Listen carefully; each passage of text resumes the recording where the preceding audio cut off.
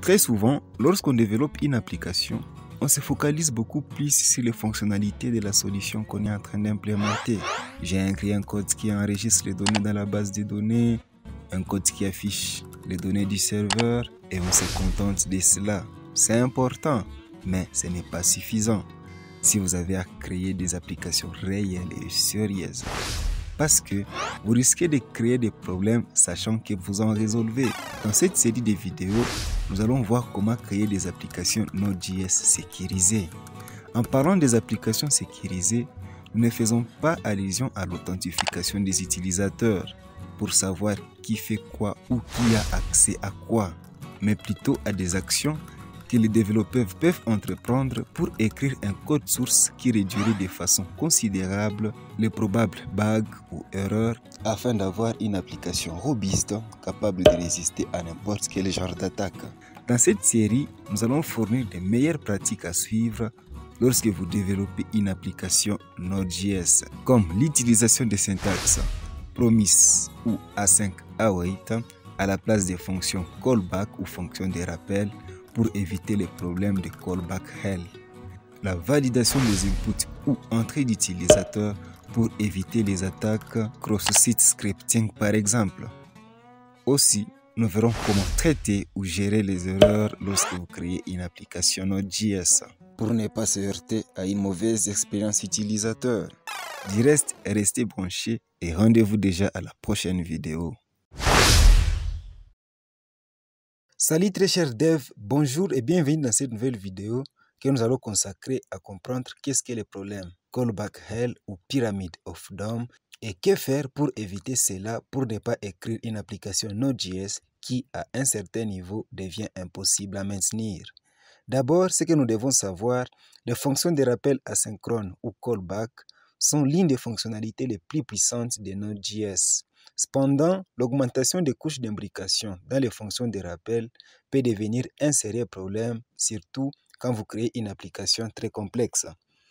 Nous allons voir tout au long de cette vidéo comment on peut éviter ces problèmes avec la syntaxe promise ou encore async await afin d'écrire un code source très lisible, maintenable et dont la gestion d'erreurs devient très facile et cohérent. Nous allons partir sur les bases de ces données qu'on retrouve déjà dans les fichiers data.js.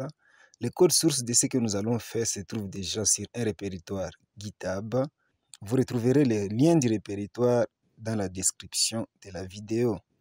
Dans ces fichiers, nous avons les objets classe 1 et classe 2 ici, avec comme propriété ID et désignation. Nous avons un tableau contenant ces deux objets, à savoir classe 1 et classe 2. En plus de ça, nous avons les objets élève 1 et élève 2 avec comme propriété ID, nom et adresse. Ensuite, les tableaux élève avec comme éléments les objets précédents, élève 1 et élève 2. Enfin, nous avons un tableau inscription dont les éléments sont les objets avec comme propriété ID, ID élève, ID classe, année scolaire et date inscription. Ce fichier est un module qui exporte les trois tableaux, à savoir les tableaux classe, élève et inscription. Comme vous pouvez le voir, nous avons une structure de données qui illustre l'inscription des élèves d'une école par exemple. L'idée ici, c'est d'écrire un programme qui récupère les informations sur les inscriptions dans telle année scolaire. Mais remarquez ici, dans les tableaux inscription, nous avons des objets qui ont juste les propriétés ID élève et ID classe. Pourtant, nous aimerions avoir toutes les informations et sur l'élève et sur la classe, à l'occurrence le nom par exemple ou la désignation de la classe. Pour ce faire, nous serons en train de récupérer d'abord l'inscription. À partir de celle-ci, on aura l'ID de l'élève ainsi que de la classe, à partir desquelles on sera en train de récupérer les informations sur la classe et sur l'élève. Donc, on récupère l'inscription, puis la classe, puis l'élève pour avoir toutes les informations ou toutes les données nécessaires qu'on a besoin. Nous allons faire ceci en trois manières. D'abord avec les fonctions de rappel ou callback pour capturer le problème de callback hell. Pour ce faire, dans callback.js, je vais d'abord créer une constante, ici const data, qui est égale à require. Le module ici c'est data. Puis, je vais définir d'abord une fonction qui va me permettre de récupérer l'inscription. Function get inscription. La fonction aura deux paramètres, l'id de l'inscription et la fonction callback. Je vais simuler ici une erreur par let's error que j'initialise à false pour signifier qu'aucune erreur n'est signalée. Ensuite, je vais simuler une fonction asynchrone, une fonction qui prend une certaine période d'exécution par la fonction setTimeout. Je vais définir la période à 2000 millisecondes, soit des secondes. Et là-dedans, je vais filtrer le tableau inscription qui est une propriété du module data qu'on a initialisé dans la constante data. Ainsi donc, data.inscription. J'appelle la fonction filter qui prend en paramètre une fonction callback avec comme paramètre l'élément du tableau ici inscription. Ça sera l'inscription dont la propriété ID est égale à l'ID de l'inscription qui sera passée en paramètre. La fonction filter retourne un tableau des éléments qui répondent à cette condition. Je vais donc récupérer l'élément à l'indice 0 comme suit et affecter cet élément dans la variable letInscription. Puis, je vais charger la fonction callback de l'inscription retournée par la fonction filter et de l'erreur. Ainsi donc, callback, inscription, erreur. Bien, je vais définir ensuite une deuxième fonction pour récupérer une classe. Je vais copier tout ceci et les coller à ce niveau. Les instructions sont similaires. Je vais juste apporter quelques modifications. Le nom de la fonction sera getClass. Ici, la variable sera classe.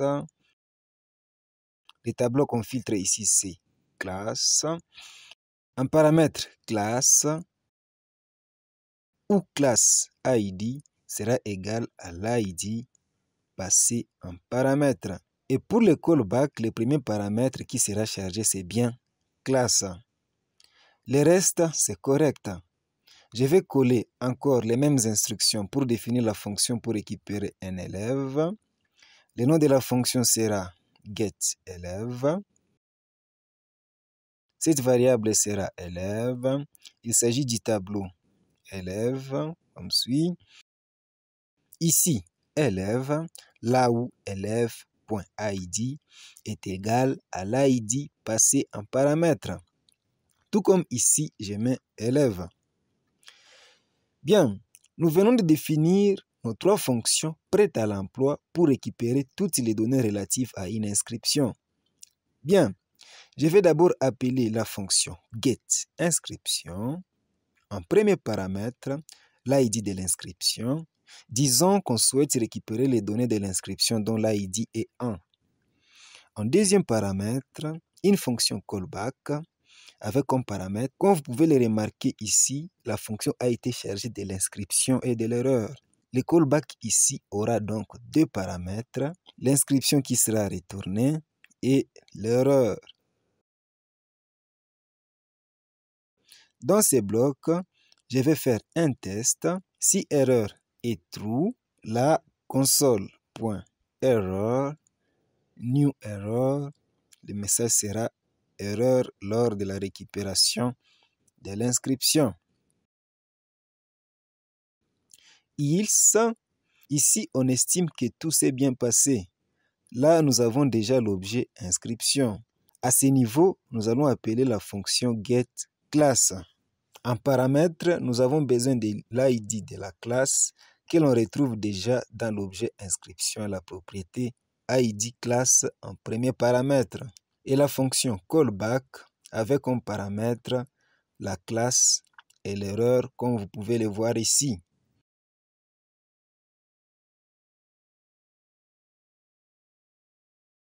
Nous allons faire ici la même chose qu'on a faite avec la fonction getInscription. If error, je vais copier cette instruction. Ici aussi, else. Là, on récupère maintenant l'élève par la fonction getElève. L'ID, on le récupère toujours à l'objet inscription, à sa propriété ID élève. Puis la fonction callback avec deux paramètres, élève et erreur.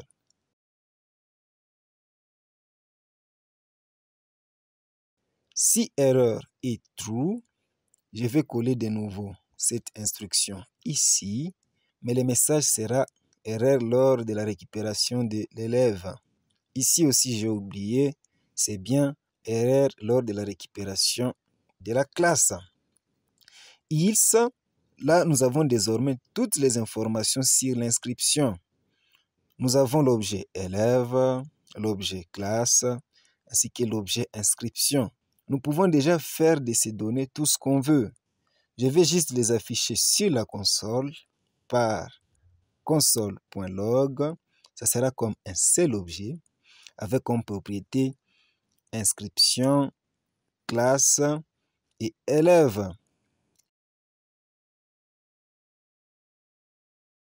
Bien, notre application est déjà prête. Je vais maintenant l'exécuter par node callback. Là, si tout marche bien, ça doit prendre 6 secondes d'exécution, 2 pour récupérer l'inscription, 2 pour la classe et 2 pour l'élève. Waouh, on peut voir toutes les données s'afficher. Maintenant, remarquez, dans un tel code, ça deviendrait certainement compliqué de faire la maintenance. Les erreurs et les résultats sont perdus dans les rappels. Imaginez alors si nous avions 10 imbrications de fonctions callback. Ça serait catastrophique. Je vais essayer de copier ceci et le coller à ce niveau pour démontrer cela. Remarquez, là, nous avons juste 6 imbrications. Je peux vous assurer que c'est vraiment ennuyant de gérer un code pareil. Je vais remettre comme c'était avant. Si une erreur survient par exemple au niveau de la récupération de la classe, ici, je mets donc true. Je vais exécuter l'application.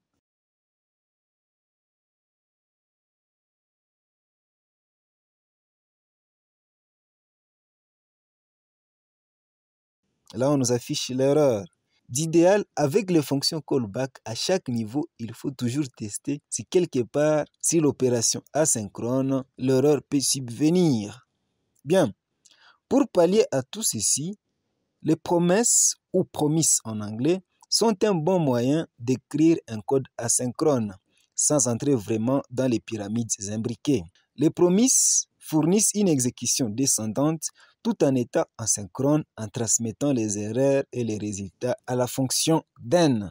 Voyons donc comment on peut faire la même chose avec la syntaxe promise pour voir qu'est-ce que ça peut donner. Dans le fichier promise.js, je vais déclarer la constante data ici, qui est égale à require dans le module data.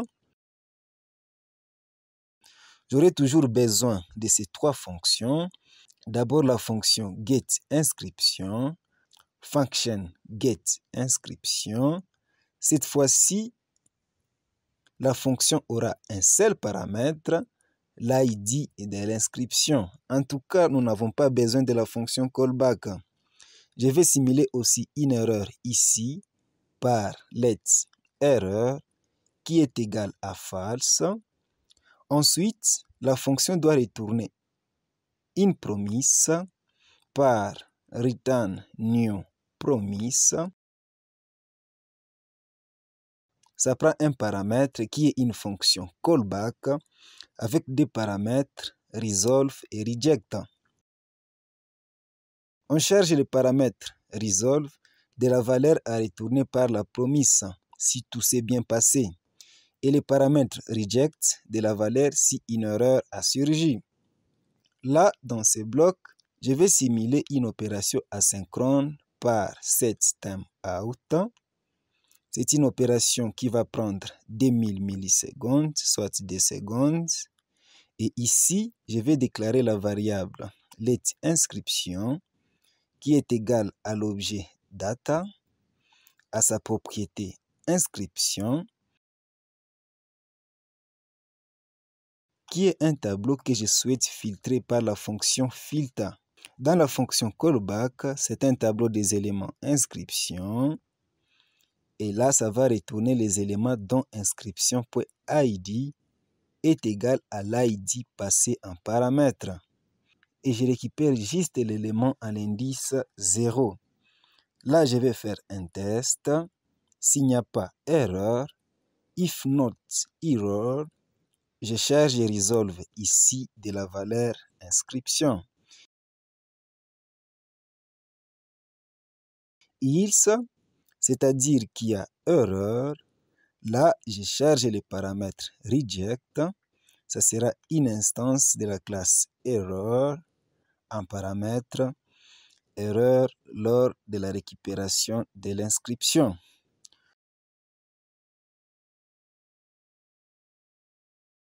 Cool. Je vais copier ceci et les coller 2 fois pour les 2 autres fonctions restantes, getClass ainsi que getElève. Là, je vais modifier le nom de la fonction à getClass. Comme paramètre, ça sera inscription, la valeur que la fonction getInscription retournera. Ici, la variable sera classe. Le tableau à filtrer, c'est data.class. Là aussi, je mets classe, tout comme ici. Et là, ça sera inscription.id class. Comme valeur de retour, ça sera un objet dont les propriétés sont inscription et classe. Et ici, comme message d'erreur, ça sera plutôt erreur lors de la récupération de la classe. Bien, ici, la fonction sera getElève. Comme paramètre, on aura besoin de la valeur que la fonction getClass aura retournée. C'est un objet avec comme propriété inscription et classe. Je vais donc les nommer ici comme paramètre inscription classe comme suit. La variable ici sera élève. Là, c'est data.élève. Un tableau d'éléments élève.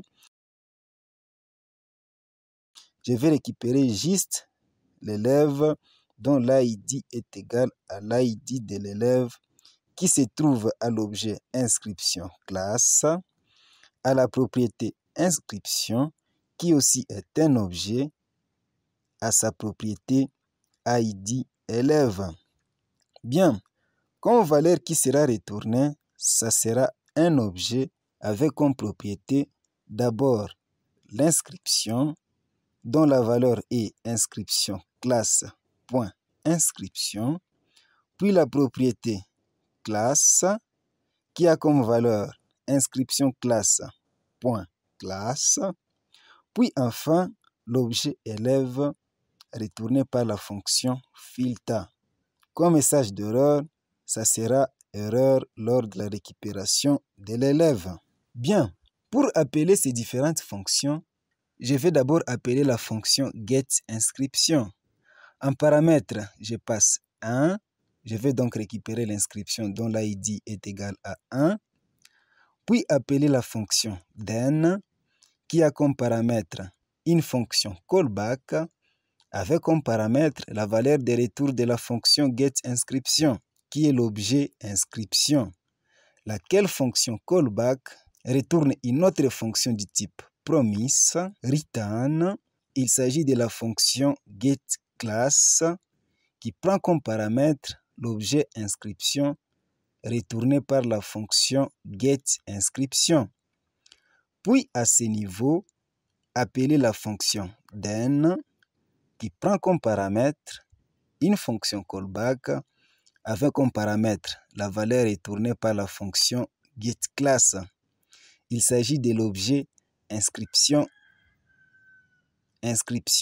class.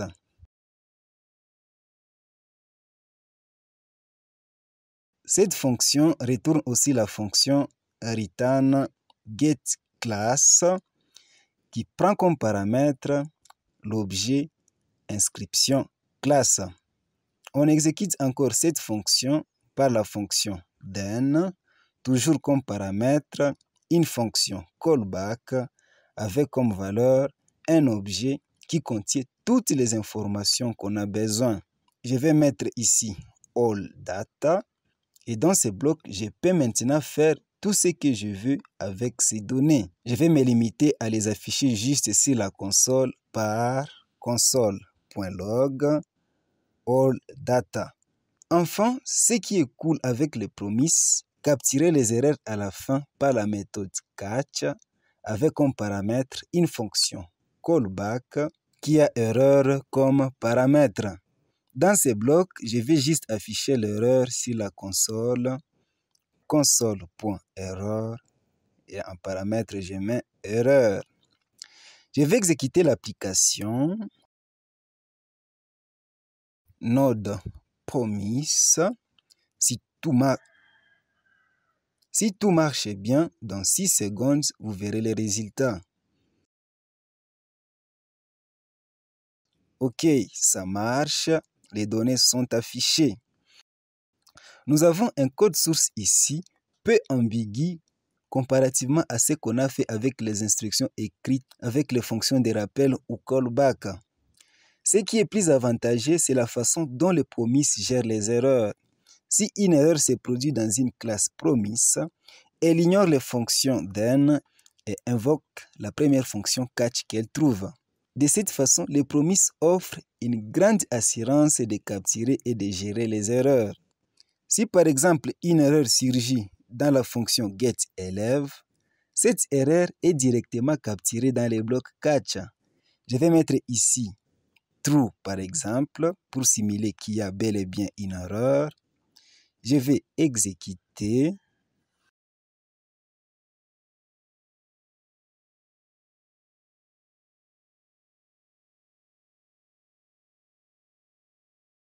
On remarque que l'erreur a été vraiment capturée. Je vais remettre ceci à false. Bien, il y a aussi la syntaxe async await qui est plus encore très correcte et idéale sur l'écriture d'un code source lisible. Évidemment, les fonctions doivent être du type promise pour utiliser cette syntaxe. Pour ce faire, dans async await.js, je vais d'abord entrer dans promise.js pour copier tout ceci et les coller ici dans async await.js. Normalement, pour exécuter une fonction promise avec les mots-clés await, la fonction qu'il exécute doit être précédée par les mots-clés async. Ainsi donc, je vais déclarer une fonction ici qui va s'exécuter directement.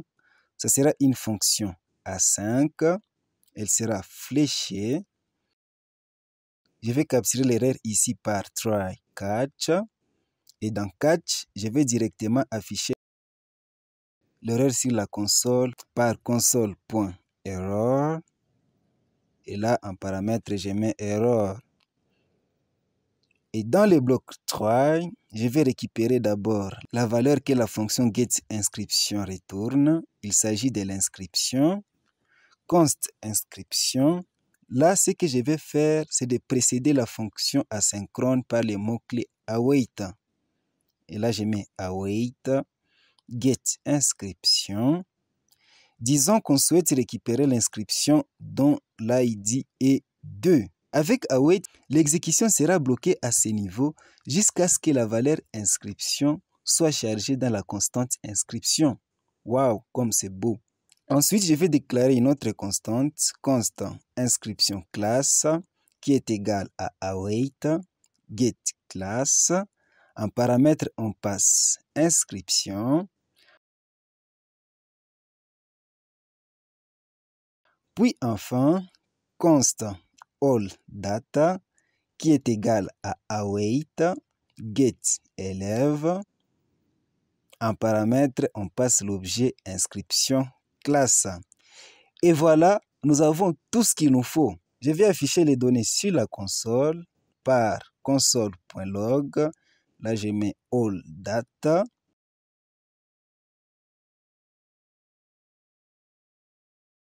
Je vais exécuter l'application.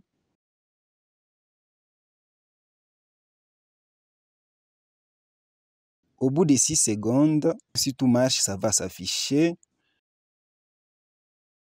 Et oui, nous avons toutes les données de l'inscription dont l'ID est 2. Là, nous avons maintenant un code source très lisible comparativement à ce qu'on a fait avec les promises, plus encore à ce qu'on a fait avec les fonctions de rappel ou callback. Avec la syntaxe async-await, on écrit un code source pour une opération asynchrone comme si on était en train d'écrire une lettre. C'est vraiment génial. Le code source se documente lui-même. Si une erreur surgit quelque part, directement le code du bloc catch s'exécute. Je vais mettre ici par exemple true pour la fonction qui récupère l'inscription. Je vais donc exécuter encore.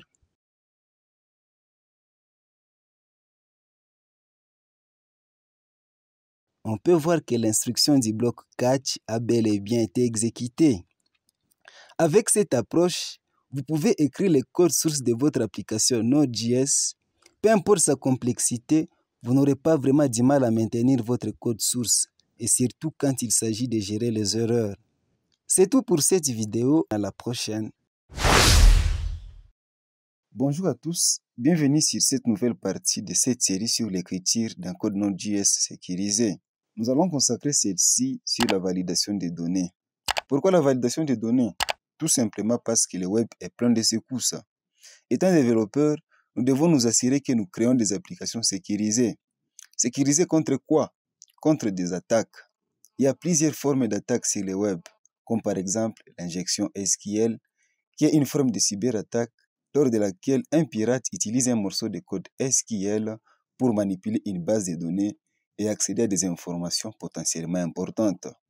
Nous avons aussi l'attaque cross-site scripting, qui est une attaque qui permet aux hackers d'exécuter les codes JavaScript directement à partir de la partie client.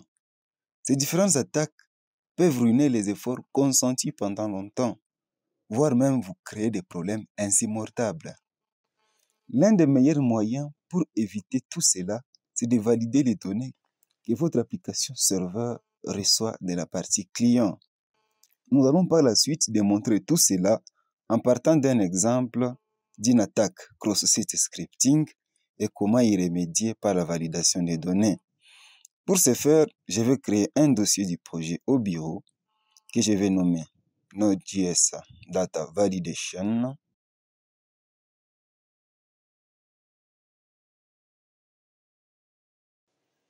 Je vais ensuite l'ouvrir avec l'invite des commandes pour ensuite l'ouvrir dans Visual Studio Code en validant la commande code espace point.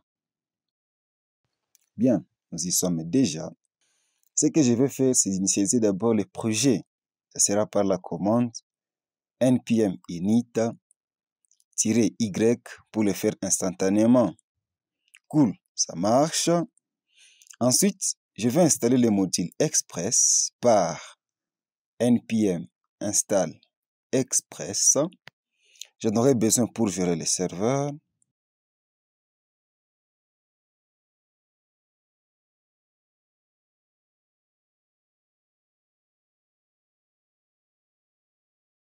Bien, c'est déjà installé. Directement, je vais créer le fichier app.js dans lequel je vais déclarer la constante const express qui est égale à require. Il s'agit du module express.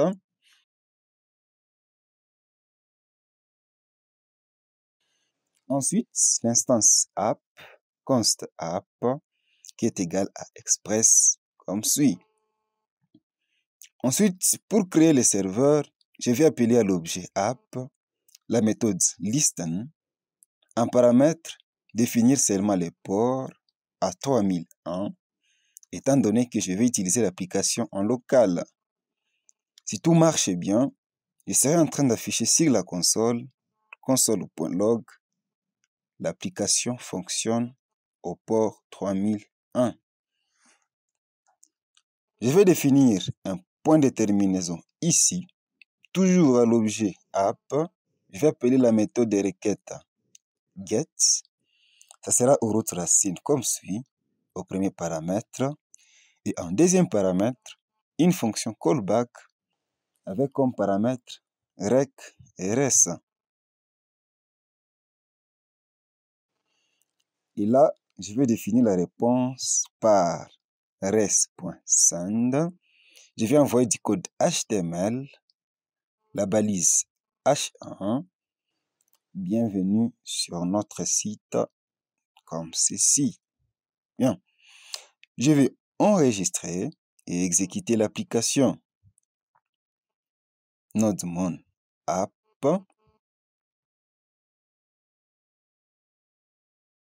Bien, ça marche. Dans le navigateur, je vais envoyer la requête à cette URL. Je vais valider. Waouh, notre application marche parfaitement. Ce que je vais faire, c'est d'envoyer un formulaire au client pour donner la possibilité à l'utilisateur d'envoyer les données au serveur depuis le client. Pour ce faire, à ce code HTML que j'ai envoyé ici, je vais ajouter un formulaire par la balise form.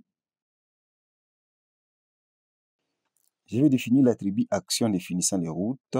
Ici, ça sera aux routes racines.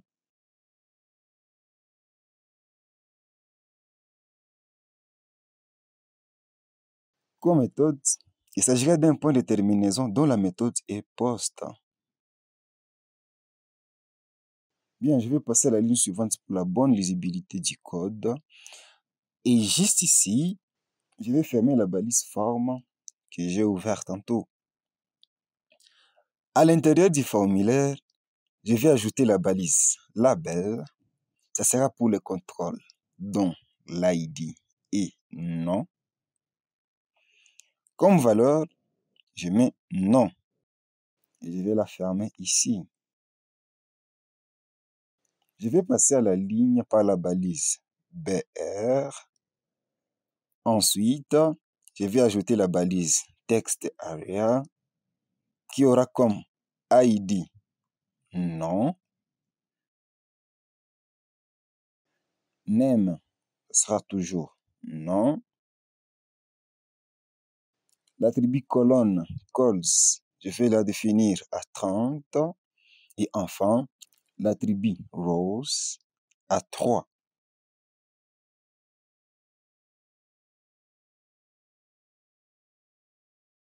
Je vais aussi fermer la balise text area. Ensuite, passer à la ligne 2 fois, toujours par la balise BR, pour enfin ajouter la balise button, dont le type sera submit.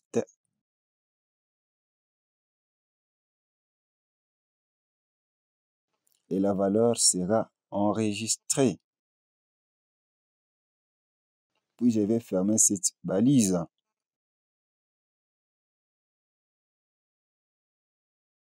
Je vais enregistrer et dans les navigateurs, je vais actualiser la page. Waouh, le formulaire est bel et bien là. Pas seulement ça, la page devra aussi afficher les données dynamiques envoyées par les serveurs.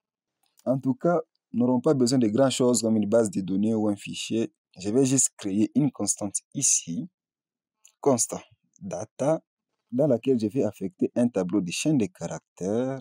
Là, je mets lui comme premier élément, Amani, puis Paul.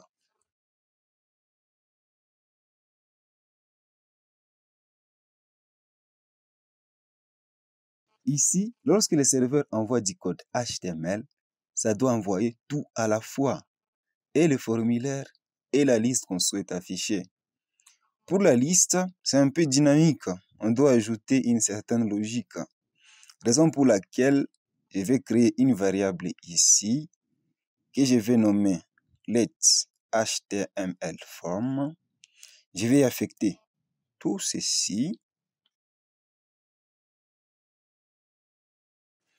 Ensuite, je vais déclarer une autre variable letHTMLList que je vais initialiser à une chaîne de caractères vide.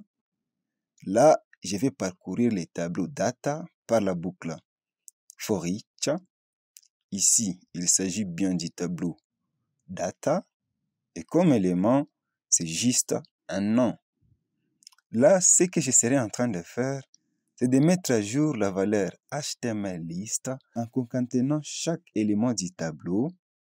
HTMLList égale HTMLList avec la balise li, puis avec l'élément nom, enfin avec la balise fermante li, comme suit. Puis mettre tous les éléments de la liste déjà dans les balises li, dans la balise il, par HTML list. On met encore à jour cette variable qui sera égale à il, que je concatène avec la valeur qui se trouvait avant dans HTML list, puis avec il comme suit. Bien, j'ai déjà le code HTML pour le formulaire dans la variable HTMLForm et le code HTML pour afficher la liste dans la variable HTMLList. Je vais tous les envoyer à la partie client à ce niveau en concaténant la chaîne de caractères se trouvant dans la variable HTMLForm avec le contenu de la variable HTMLList. Je vais enregistrer et dans les navigateurs, je vais actualiser la page. Et oui, on peut voir la liste des noms être affichée sur les navigateurs. À présent, à partir du navigateur, les clients, nous allons voir comment envoyer les données au serveur et les afficher de nouveau ici. Je vais d'abord arranger les deux fenêtres comme suit, afin d'éviter les allers-retours Visual Studio Code Chrome et vice-versa. Bien, je vais ajouter un autre point d'accès ici, app. Ça sera la méthode post, étant donné que c'est le point de terminaison qui va nous servir à envoyer les données depuis les clients vers les serveurs. Ça sera au route racine. Au deuxième paramètre, une fonction callback avec rec rs comme paramètre. Ici, je dois accéder aux données qui seront envoyées par les clients, qui se trouvent normalement dans les paramètres rec. Pour ce faire, je dois ajouter ce fameux code à ce niveau, app.use. En paramètre, je passe express.url encoded qui prend comme paramètre un objet dont la propriété est extended qui a comme valeur true. Ensuite, app.use, en paramètre, toujours l'objet express, j'appelle la méthode JSON. Ceci nous permettra tout simplement d'extraire les données envoyées depuis les clients à la propriété body de l'objet rec. Ici, lorsque les clients envoient la requête à ces routes, l'application sera en train d'insérer la valeur validée dans les tableaux data. En appelant au tableau data la méthode push, en paramètre, on passe l'élément qu'on souhaite ajouter. Ça se trouve dans l'objet rec à sa propriété body, qui est aussi un objet à sa propriété nom. Ensuite, copier tout ceci juste à ce niveau pour enfin envoyer comme réponse au client par res.send. Et là, je concatène HTML form avec HTML list. Je vais enregistrer et actualiser la page web. Puis, je vais saisir ici Pacifique comme données. Et lorsque je clique sur le bouton enregistrer, oh my, ce n'est pas le résultat escompté. Ici, on devrait concaténer HTML form à HTML list. Bien, je vais enregistrer et de nouveau actualiser. On peut voir déjà Pacifique sur la liste. Je vais saisir un nouveau nom, ici Frédéric par exemple. Et quand je valide, et oui, ça marche. Maintenant, remarquez ici, la donnée telle qu'est validée à la partie client a été directement enregistrée et traitée au niveau du serveur. Cette façon de faire est très dangereuse parce que ça rend notre application très vulnérable. Ici, par exemple, les hackers peuvent injecter dans l'application du code JS qui peut être exécuté par l'application. Ici, vous pouvez voir que l'application a récupéré la donnée du client et ensuite l'application l'a directement affichée. Ici, un hacker a la possibilité de saboter notre application en y injectant du code JS. Voyons ici, par exemple, script, alerte. En fait, il peut vouloir afficher une boîte de dialogue, par exemple. Et comme message, va te faire foutre.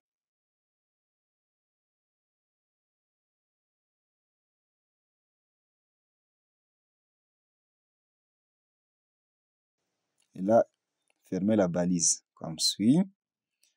Lorsque j'essaie de valider, pouf, il y a une boîte de dialogue qui s'affiche hors du contexte de l'application. C'est absurde. Lorsque j'actualise, le même comportement se répète encore. Le hacker a réussi son coup et le couac se trouve déjà au niveau du serveur. Soit ça peut être déjà dans la base de données, soit dans un fichier. Et là, tous les clients qui essaieront d'accéder à l'application verront le même comportement de l'application. Je vais essayer d'ouvrir un nouvel onglet à ce niveau et essayer d'accéder à l'application. En fait, même comportement. Imaginez alors si les clients envoient un code source qui s'exécute sans fin. Cela bloquerait catégoriquement l'accès à votre application. Par exemple ici, script. Je vais déclarer ici une boucle infinie par while true. Et là-dedans, alerte va te faire foutre.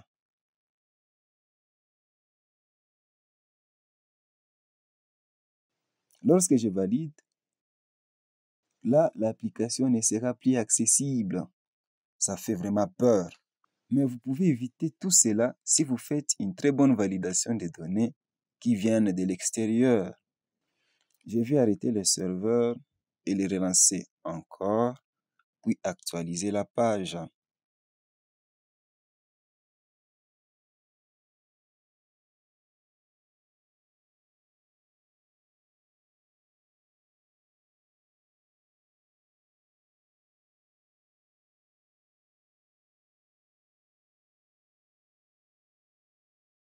Bien, nous allons maintenant essayer de valider les données qui proviennent du client afin d'éviter les probables attaques.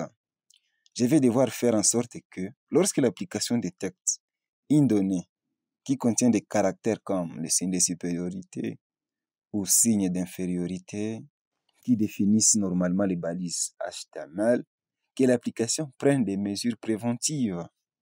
À ce niveau, je vais créer une fonction que je vais nommer échapper caractère qui aura deux paramètres. Le premier, la donnée validée par les clients que je vais nommer input data. En deuxième paramètre, un tableau de caractères à éviter. Là, je vais déclarer la variable que je vais nommer return value. Je vais l'initialiser à false. L'application sera en train de parcourir les tableaux de caractères par la boucle for each. Il s'agit du tableau caractère. L'élément du tableau ici, c'est caractère. Et ici, on sera en train de faire un test pour chaque élément. If input data include caractère, si la donnée insérée à la partie client contient les caractères, là, return value aura comme valeur true. Et enfin, la fonction sera en train de retourner la valeur de la variable return value, comme suit. Maintenant, à ce niveau, nous n'allons plus directement insérer la nouvelle donnée dans les tableaux data, mais plutôt, nous devons d'abord nous assurer que ce n'est pas une donnée malveillante. Ici, je vais récupérer la donnée dans la variable let's input data qui est égale à rec.body.nom.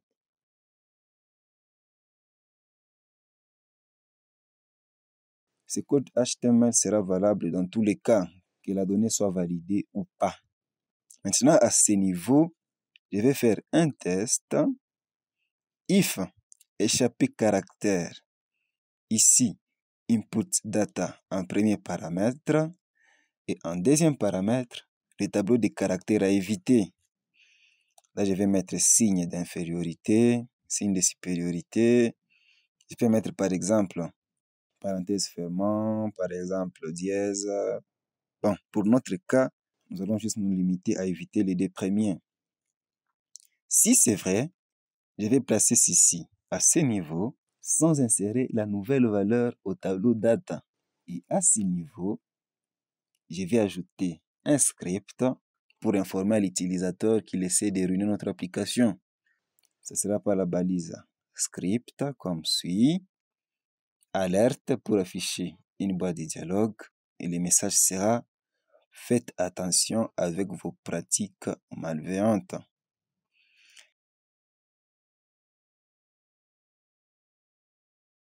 Dans les cas contraires, c'est-à-dire que l'abonné est safe, bien sécurisé pour notre application, là, je peux maintenant l'insérer dans les tableaux data. Ainsi, data.push, en paramètre, je passe input data. Je vais encore une fois coller ce bout de code ici. Je vais enregistrer. Et dans le navigateur, je vais essayer de saisir une donnée valable. Placide par exemple. Je vais valider. Ça marche. Je vais essayer de saisir une donnée avec des caractères dans la zone rouge ou des caractères à échapper. Quand je valide, waouh, comme vous pouvez voir, attention à vos pratiques malveillantes. C'est cool. Avec la validation des données qu'on a faites, on parvient à éviter les pires pour notre application. Comme vous l'avez remarqué, nous avons nous-mêmes défini la logique de la validation des données. Dans certains cas, ça deviendrait limité. Heureusement, il y a des modules déjà disponibles qui font la validation des données dans les moindres détails que vous pouvez déjà intégrer dans votre projet Node.js Express. C'est le cas par exemple du module Express Validator.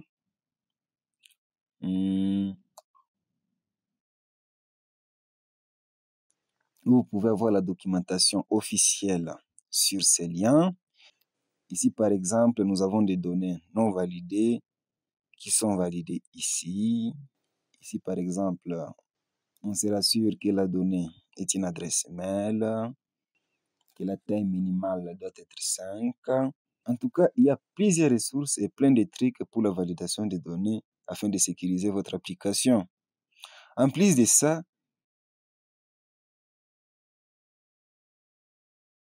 il y a un autre célèbre module, Joy, qui est aussi très puissant avec plein de ressources pour une bonne validation des données.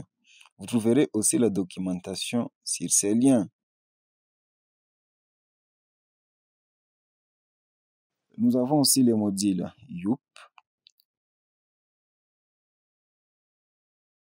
qui est aussi un module qui vous donne des ressources pour valider les données. La liste est longue. Avec ces trois, vous pouvez lire leur documentation, faire les choix et vous aurez certainement besoin de n'importe quel genre de validation des données que vous aurez besoin. C'est tout pour cette partie. Merci de l'avoir regardé. Portez-vous bien, à la prochaine. Très cher dev, bonjour et bienvenue dans cette nouvelle partie de notre série sur l'écriture d'un code source Node.js sécurisé. Nous allons consacrer celle-ci sur la gestion d'erreurs d'une application Node.js. Avant de nous lancer, vous devez savoir qu'une application Express n'est ni plus ni moins qu'une succession de fonctions middleware. Nous avons une vidéo sur cette chaîne qui explique en détail qu'est-ce que le middleware dans une application Express. Vous trouverez en description les liens de la vidéo. Bien, nous avons déjà ce projet qui est déjà mis en place avec Express. Comme vous pouvez le voir dans package.json, le module Express est déjà installé. Je disais tantôt qu'une application Express n'est ni plus ni moins qu'une suite de fonctions middleware. Il y a deux types de middleware et ils se différencient selon le nombre de paramètres de la fonction callback qui est le paramètre de la fonction middleware. Il y a les fonctions middleware normales qui ont trois paramètres. Par exemple ici, app.use en paramètre une fonction callback avec les trois paramètres rec, res et next, où rec représente l'objet avec les informations provenant du client, res les informations du serveur à envoyer au client, et next quant à lui représente la prochaine fonction middleware. Ici, par exemple, je vais afficher sur la console, console.log, premier middleware. Je vais copier ceci à ce niveau et le message sur la console sera deuxième middleware. Je vais enregistrer et exécuter l'application par Nodemon. Au fait, j'ai le package Nodemon installé globalement dans mon ordinateur pour exécuter automatiquement l'application en cas de soumission de modifications. Si ce n'est pas le cas pour vous, vous pouvez exécuter l'application par la commande node tout simplement. Pour moi, c'est Nodemon app. Je vais valider. Je vais ouvrir le navigateur pour envoyer une requête à l'IRL localhost au port 3000. Sur la console, on peut voir, bien, la requête s'est exécutée deux fois, on peut voir premier middleware. Pourtant, nous avons deux fonctions middleware qui peuvent s'exécuter pour toutes les requêtes. Qu'est-ce qui a fait que la deuxième fonction middleware ne puisse pas s'exécuter? Tout simplement parce que le premier middleware ne l'a pas permis. Nous avons dit que le paramètre next représente le prochain middleware. Si nous voulons que le middleware prochain puisse être déclenché, nous devons appeler à la fin ici le paramètre next comme suit, sans aucun paramètre.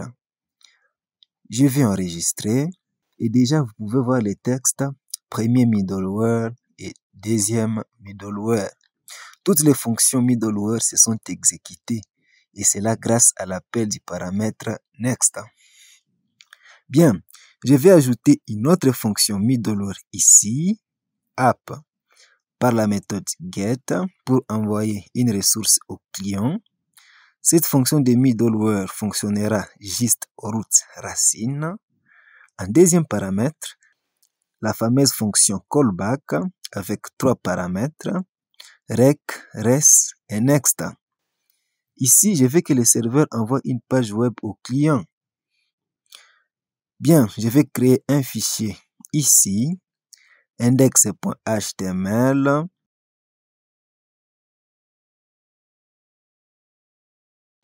Je vais ajouter le boilerplate code et juste ici, HD, bienvenue sur notre site. C'est tout, je vais fermer ce fichier. J'aurai ici besoin du module path pour constituer le chemin d'accès du fichier à envoyer. Const path égale require, il s'agit du module path. Et ici, let fichier égale path. Je vais appeler la méthode join.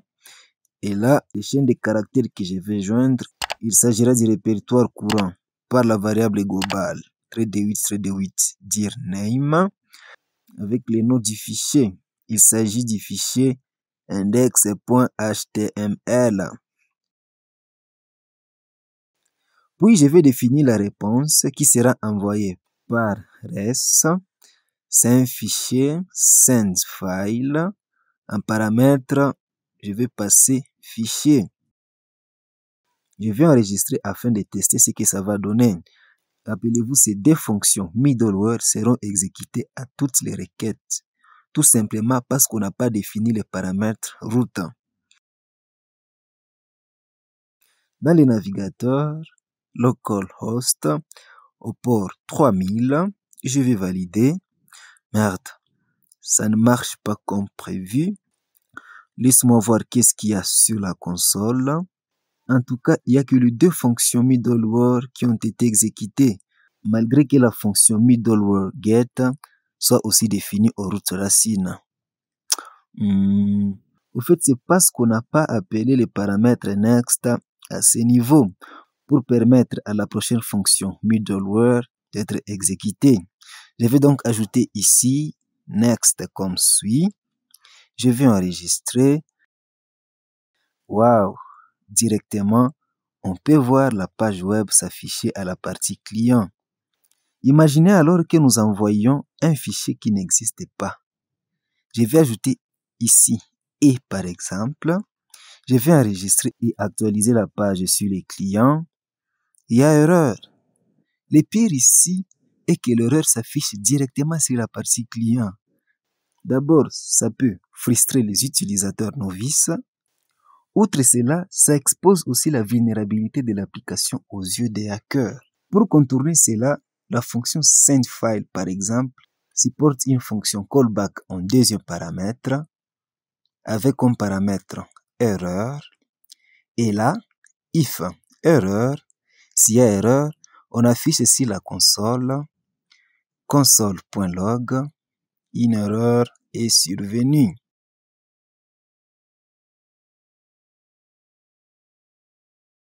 Je vais enregistrer et dans les navigateurs, je vais actualiser. Laisse-moi le faire dans un nouvel onglet. Je vais valider l'URL localhost au port 3000. Vous pouvez voir le navigateur bloque. Pourquoi? Parce que le serveur n'a pas pu envoyer la page. Mais au niveau du serveur, il n'y a pas de problème. L'erreur a été affichée sur la console. Ceci occasionne toujours une mauvaise expérience utilisateur. L'idéal ici serait de passer l'application en mode erreur afin de capturer l'erreur par l'autre forme de fonction de middleware qui capture l'erreur. Ici donc, au lieu d'afficher l'erreur sur la console, on va passer l'application en mode erreur. Cela s'est fait en appelant les paramètres next, cette fois-ci avec un paramètre. Généralement, l'erreur survenue. Ici donc, je vais mettre l'erreur. Puis appeler une autre forme de fonction middleware. Souvenez-vous, nous avons dit qu'il existe deux formes de middleware se différenciant par le nombre du paramètre callback. Nous avons déjà utilisé la forme normale avec 3 paramètres. Pour cette autre forme de middleware, la fonction callback a 4 paramètres au lieu de 3. Nous avons donc erreur, rec, res et next. Ces genres de fonctions middleware sont appelées middleware de gestion d'erreur. Chaque fois que l'application est en mode erreur, c'est elle qui sera exécutée après que l'erreur soit déclenchée. Dans celle-ci, on peut charger l'application d'afficher l'intégralité de l'erreur sur la console. Question d'y revenir pour faire des investigations un peu plus tard. Ensuite, on peut déclencher la prochaine fonction middleware par next, erreur. Remarquez ici, le client ne sait encore rien. Le serveur n'a pas encore envoyé aucune réponse au client. Je vais créer une autre fonction middleware ici par app.use. Ça sera toujours une fonction de middleware de gestion d'erreur avec les 4 paramètres erreur, rec, res et next. Celle-ci permettra maintenant d'envoyer la requête à la partie client par res. Je vais d'abord définir le statut par status à 500. Puis définir ce que je vais envoyer. Ça sera du contenu HTML. Je vais ouvrir et fermer la balise H1 comme suit. Le message sera pouf, erreur. Je vais définir du style CSS ici par l'attribut style qui est égal. Color, je vais mettre red, couleur rouge. Je vais enregistrer. Waouh! Directement, on peut déjà voir la page erreur s'afficher. Je vais essayer de remettre le nom correct du fichier à envoyer. Je vais enregistrer et actualiser la page. Il n'y a plus d'erreur. C'est maintenant la page Bienvenue sur notre site qui s'affiche. Vous devez savoir que les fonctions de middleware de gestion d'erreurs s'exécutent que lorsqu'il y a une erreur qui se déclenche, c'est-à-dire lorsque l'application est en mode erreur. Et cela si le paramètre next quelque part dans l'application a été chargé d'au moins un paramètre. Autre chose, on peut dire par exemple lorsqu'il y a une erreur utilisateur, lorsque l'utilisateur valide au client un URL incorrect par exemple, je vais ajouter une autre fonction middleware ici, toujours par app.use. C'est une fonction de middleware normale, donc 3 paramètres ici, rec, res et next. Ici, je vais aussi envoyer au client du contenu HTML. Je vais donc copier ceci.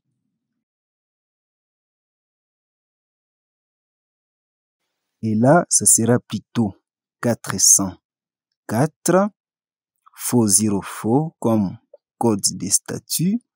Et ici, page introuvable. Je vais enregistrer. Au niveau du navigateur, je vais valider un URL incorrect. Et là, vous pouvez voir que c'est la page introuvable qui s'affiche. Cool! Je vais mettre ici un nom incorrect du fichier pour déclencher l'erreur. Ensuite, enregistrer. Puis, je vais actualiser. Waouh! L'application est passée en mode erreur. Et tous les middleware normales ont été esquivés jusqu'au premier middleware de gestion d'erreur. Et pouf! Ça nous a amené jusqu'à cette page. C'est tout pour cette vidéo, très cher dev. Merci de l'avoir regardé. Du reste, portez-vous bien, à la prochaine. Bye.